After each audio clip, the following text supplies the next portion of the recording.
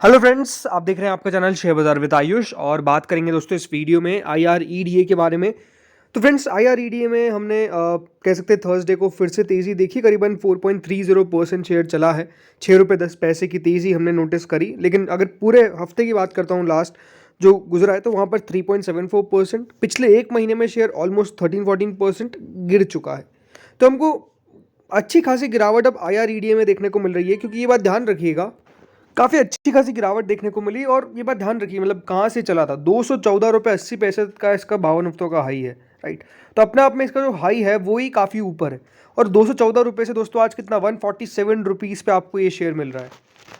तो अपने हाई से कितना 67 रुपीज़ के आसपास ही नीचे चल रहा है, 67।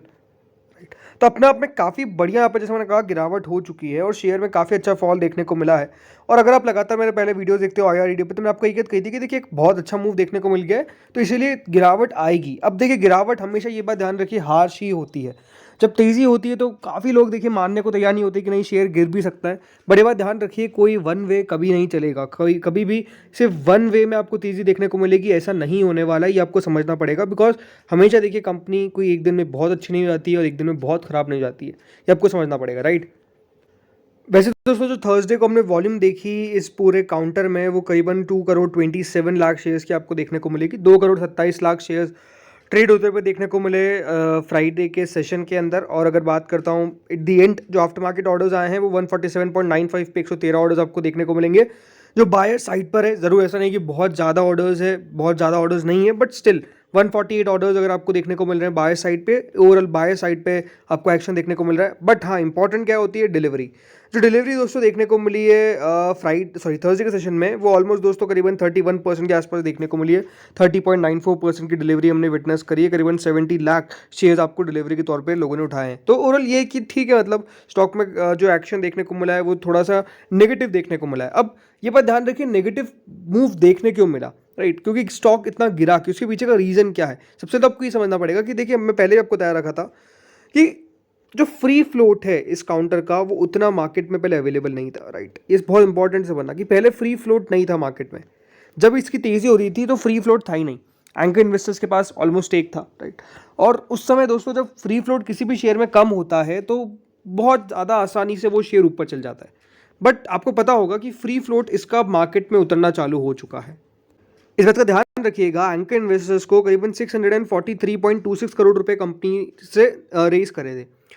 उनका दोस्तों जो पूरा लॉक इन पीरियड है एंकर इन्वेस्टर्स का वो खत्म हो चुका है 22 फेब 2024 को, राइट।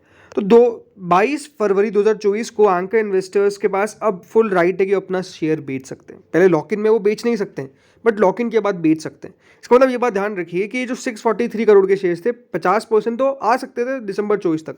बट ऐसा थोड़ी है कि जिस दिन दोस्तों यहाँ पर मान लीजिए कि अनाउंसमेंट हो गया कि मतलब जिस दिन डेट आ गई, ऐसा नहीं कि सारे एंकर इन्वेस्टर अपना एक बार में शेयर बेच देते हैं। बट ये बात जरूर है कि एंकर इन्वेस्टर्स की सेलिंग आती रहती है, बाजार में वॉल्यूम इंक्रीज आती है।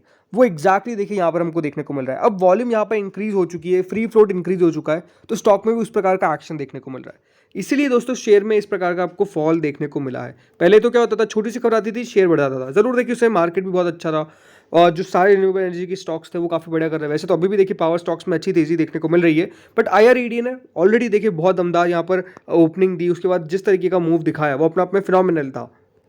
ज़रूर देखिए वैल्यूएशन भी अपने आप में कंसर्न हो सकता है, इसमें कोई दोहराई नहीं है, बिकॉज वैल्यूएशन इसके एक्सपेंसिव थे। इस बार जब कंपनी के नंबर्स निकल कर आए तो सेल यानी रेवेन्यू जो कंपनी का था वो तो काफ़ी बड़े तरीके से इंक्रीज हुआ, करीबन 1253 करोड़, जो पिछले साल तक ओनली 869 करोड़ का था और पिछले क्वार्टर में भी 1177 करोड़ का था। लेकिन हाँ, हो सकता है कि देखिए मार्जिन्स का प्रॉब्लम रहा हो, बिकॉज जो कंपनी के मार्जिन्स है वो जून के क्वार्टर में 39% के आए थे, फिर 33% के हुए, फिर 31% के हुए। लेकिन पिछले साल के मुताबिक इस बार भी दोस्तों जो कंपनी के मार्जिन्स है वो 31% पर हमको देखने को मिले, राइट। तो पिछले साल से इस साल कंपनी के मार्जिन्स में और सुधार देखने को मिला। मुनाफा तो दोस्तों कंपनी का लगातार बढ़ ही रहा है, 201 करोड़ से सीधे 336 करोड़ हुआ और उससे पहले 285 करोड़ का था, तो यहाँ पर भी आपको इंक्रीज देखने को मिला। तो कंपनी के इस तरीके से नंबर्स बढ़ जाते हैं। बट अगर मैं बात करता हूँ वैल्यूएशन की, आपको बताया जो इसके पीयर्स है, स्पेसिफिकली देखिए PFC REC, वो अभी भी जैसे मैंने आपको बताया था पहले भी कि वो उतना हाई ट्रेड नहीं कर पाते हैं, राइट। क्योंकि अगर आप खुद समझेंगे यहाँ पर जो बाकी कंपनीज है PFC REC वो कितने पे ट्रेड कर रहे हैं, 7.54, कोई 9.48, अब ये कहाँ पे ट्रेड कर रहा है 45.99, राइट। तो कोई मैच ही नहीं है। ये दोनों कंपनी से तीनों कंपनी ऑलमोस्ट सेम काम कर रही है, बट वैल्यूएशंस कितने ज़्यादा एक्सट्रीम है। ये कंपनी ऑलमोस्ट 46 के प्राइस ट्रेंडिंग पे ट्रेड कर रही है और बाकी कंपनीज 9 के प्राइस ट्रेंडिंग पे, कोई 7 की प्राइस ट्रेंडिंग पे। और वैल्यू आप वैल्यूएशन हिसाब से भी देख सकते हैं कि इनकी मार्केट कैप समझिए ना, इनकी मार्केट कैप कितनी है, more than 1 lakh crore, right, दोनों कंपनीज की। और इसकी कितनी है, 39,765 करोड़। तो इसीलिए वैल्यूएशंस अभी भी दोस्तों उतने अच्छे नहीं है इस कंपनी के। ये एक सबसे इंपॉर्टेंट बात है जो आपको समझनी पड़ेगी। इस पर अगर मैं बात करता हूँ कुछ एक्सपर्ट्स का व्यू, अभी मैं आपको अपना खुद का व्यू भी दूंगा, जैसे टेक्निकली हम बात करेंगे, लेकिन अगर एक कोई एक्सपर्ट का व्यू जानेंगे तो जो इसमें देखिए साफ साफ उनके द्वारा कहा गया है कि जो रेंज है स्टॉक की वो अब आने वाले समय में हमको देखने को मिल सकती है करीबन 135 एंड 180 रुपीज़ के बीच में। इस तरीके का दोस्तों उनको जो लेवल है वो देखने को मिल सकता है। उनका मानना है कि सपोर्ट 140 रुपये के आसपास है, रेजिस्टेंस 160 रुपये के आसपास है, डिसाइसिव क्लोज अगर 160 रुपये के ऊपर देखने को मिलेगी तो एक फर्दर अपसाइड देखने को मिलेगा 175 रुपीज़ के लेवल का। देखिए एक बात बहुत ज़रूरी है समझना, अभी आपको बताऊंगा मैं टेक्निकली, कि 140 रुपये का लेवल बहुत इंपॉर्टेंट है इसके लिए, बिकॉज अगर एक बार नीचे में वो ब्रेक हो जाता है तो इसमें बड़ी गिरावट खुल सकती है नीचे के अंदर, राइट। जैसे कि यहाँ पर एक और एक्सपर्ट उनका मानना है कि स्टॉक में पीक हो चुका है, 215 का पीक बन चुका है, यानी जो हाई है वो लग चुका है, और अब स्टॉक दोस्तों अपने लेवल्स के यहाँ पे सपोर्ट देने की कोशिश कर रहा है, जैसे कि 154 रिस्पेक्टेड लेवल है।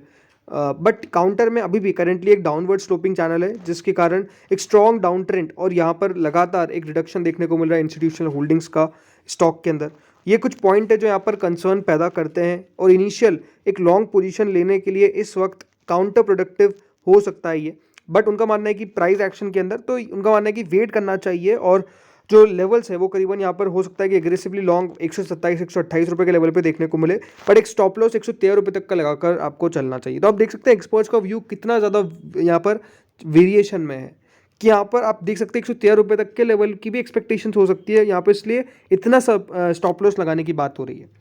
स्टॉक में किस प्रकार का देखिए एक्शन देखने को मिला है, इसमें कोई डाउट नहीं कि देखिए ऑपरेटर्स का भी काफ़ी हाथ है स्टॉक में। अगर टेक्निकली हम कुछ देखते हैं स्टॉक को, अब स्टॉक में आप देखिए सिंपल सी ये चैनल देखिए, इसके अंदर हमको ट्रेड देखने को मिल रहा है।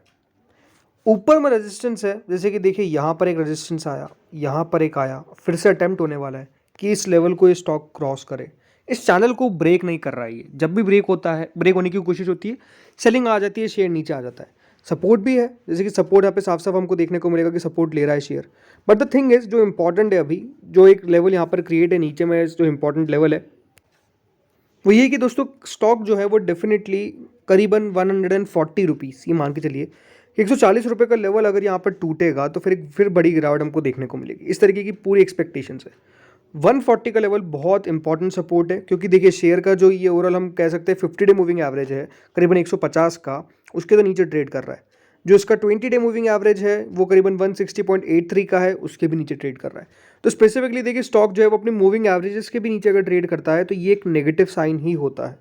RSI अब इसकी ऑलमोस्ट 44-45 की है, तो ऐसा भी नहीं कि ओवर सोल्ड जोन में चल रहा है, लेकिन ये ज़रूर है कि यहाँ पर अभी आपको जो जोन है वो डेफिनेटली बाइंग का आ सकता है। But the thing is technically stock अभी भी वीक दिखता है, ऐसा नहीं कि कुछ खास मूव हमको देखने को मिला है। क्यों? बिकॉज देखिए हो क्या रहा है, सिंपल सी बात है, सेल ऑन राइज इसमें देखने को मिल रहा है।